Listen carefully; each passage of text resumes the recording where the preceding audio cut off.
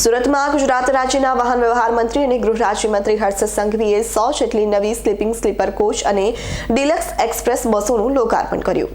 સુરતના વનિતા વિશ્રામ ગ્રાઉન્ડ ખાતેથી ગુજરાત રાજ્યના ગૃહ રાજ્યમંત્રી હર્ષ સંઘવી અને વાહન વ્યવહાર મંત્રીના હસ્તે 100 જેટલી નવી બસોનું લોકાર્પણ કરાયું.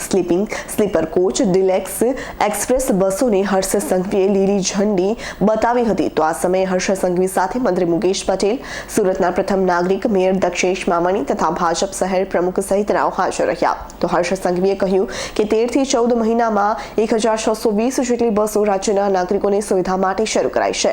27 લાખ મુસાફરો પ્રતિદિન બસમાં મુસાફરી કરે છે અને આવનાર 12 મહિનામાં 30 લાખ યાત્રીઓ બસમાં મુસાફરી કરે તેવો ટાર્ગેટ છે. ત્યારે આગામી દિવસોમાં વધુ 500 બસ મુસાફરોની સુવિધામાં રસ્તા પર દોડશે તેમ કહ્યું હતું.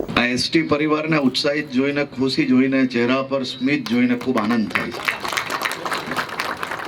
અને તમારો આ ચહેરો હંમેશા આ જ રીતે હસતો રહે તે રીતે આપણે સૌએ સાથે મળીને આગળ વધવાનું છે.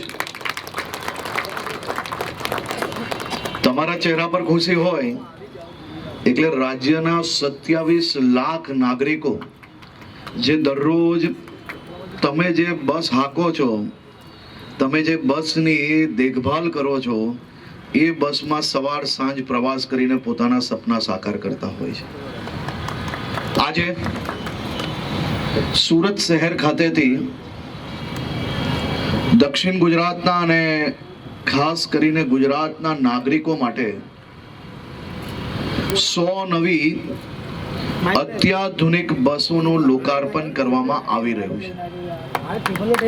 દાદાની સવારી એસટી અમારી ગુજરાતના ખૂણે ખૂણે ગુજરાતના નાગરિકોને પોતાના ગામથી શહેરો સુધી, મહાનગરો સુધી, પોતાને નોકરી માટે, ધંધાર્થી માટે, ભણતર પ્રાપ્ત કરવા માટે, આ તમામ લોકો જ્યારે ગામથી શહેર તરફ જવાનું હોય, શહેરથી પાછું પોતાના ઘર તરફ વળવાનું હોય, ત્યારે એમને કોઈ બી પ્રકારના પ્રાઇવેટ વાહનો ઉપયોગ ના કરવા પડે તે પ્રકારની વ્યવસ્થાઓ આપણે કરવા આગળ વધી રહ્યા છે. કુલ મલાવીને આ 13 મહિનાની અંદર મુખ્યમંત્રી શ્રી ભૂપેન્દ્રભાઈ પટેલના માર્ગદર્શનમાં આ ડબલ એન્જિન સરકાર દ્વારા ગુજરાત નહીં પરંતુ દેશના ઇતિહાસમાં પહેલી વાર આવું થયું હશે કે માત્ર 13-14 મહિનાની વચ્ચે 1620 નવી બસો રાજ્યના નાગરિકો માટે ખુલ્લી મૂકવામાં આવી. આટલા મોટા પાયે એસટી વિભાગમાં ભરતી આવે અને એક સાથે એસટી વિભાગમાં માત્ર 14 મહિનામાં 25 લાખ પેસેન્જરની સામે આજે 27 લાખ પેસેન્જરો દરરોજ એસટીમાં ટ્રાવેલ કરે છે. એ એસટી વિભાગની સૌ ડ્રાઈવરોની, સૌ કંડક્ટરોની અને વિભાગના સૌ અધિકારી કર્મચારીઓની ખૂબ મોટી જીત છે અને આપણે આ ટાર્ગેટ આવનારા 12 મહિનામાં આ 27 લાખનો ટાર્ગેટ આપણે 30 લાખ યાત્રીઓ સુધી પહોંચાડવા માટેનો આપણે જે સંકલ્પ લીધો છે, આ સંકલ્પથી સામાન્ય નાગરિકોએ પોતાના 4 વ્હીલ 2 વ્હીલ પર જવું આવવું નહીં પડે.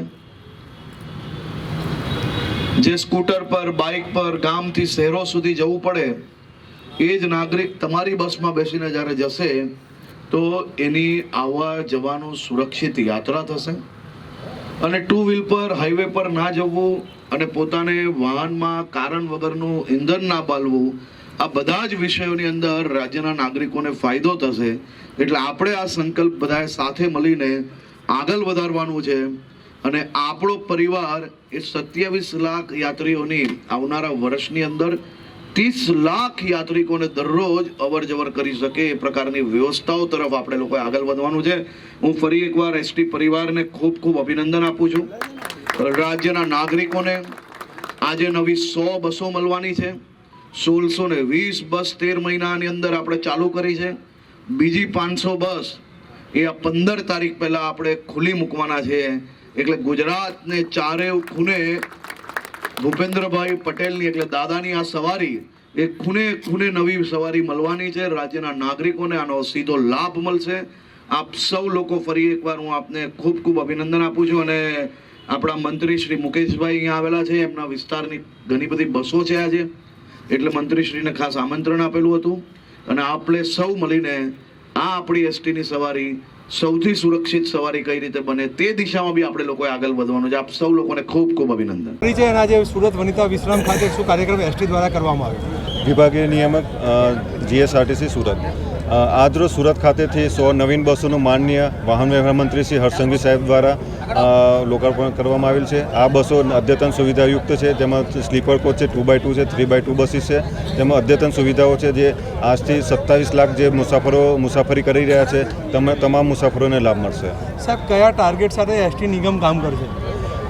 બસ પબ્લિકને સુરક્ષિત એક વાહન વ્યવહાર થઈ શકે તે માટે સુરક્ષિત એક જગ્યાએથી બીજી જગ્યાએ મુસાફરી કરી શકે તે અમારો મેન ઉદ્દેશ છે. 27 લાખ લોકો રોજ મુસાફરી કરતા હોય અને હવે આવનારા સમયમાં કઈ રીતે સુવિધાઓ વધશે અને શું કામગીરી? નવા જે નિયમો હોય છે સરકારશ્રીના, જે તમામ નિયમોને અનુસરીને નવીન ટેકનોલોજીયુક્ત બસોનું ઇનોગ્રેશન કરવામાં આવે છે. Bureau report S9 news Surat. અમારી તમામ માહિતીથી અપડેટ રહેવા માટે જોડાયેલા રહો S9 ન્યૂઝ સાથે.